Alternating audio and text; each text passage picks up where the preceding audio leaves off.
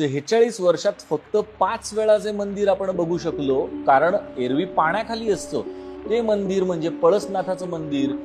भिगवणच्या जलाशयामध्ये, उजनी डॅमच्या जलाशयामध्ये हे मंदिर आहे आणि स्थापत्यकलेचा उत्कृष्ट नमुना असलेलं हे मंदिर, हे हेमाडपंथी मंदिर बघायला लोकांची आता तिथं रीळ लागलेली आहे. कारण आधी होडीतून आणि नंतर थेट जमिनीवर उतरून या मंदिरामध्ये आता आतमध्ये पण फिरता येतंय. अप्रतिम शिल्पकलेचा नमुना असलेलं हे जे मंदिर आहे, हे मंदिर का बघायला जावं, त्याच्या मागची काही कारण आहेत. एकतर फोटोशूटसाठी अमेझिंग अपॉर्च्युनिटी आहे. पाणी आणखीन त्या ठिकाणची जमीन याचे जे पर्सेंटेज वाईज जे कॉम्बिनेशन झालेलं आहे ते अमेझिंग आहे.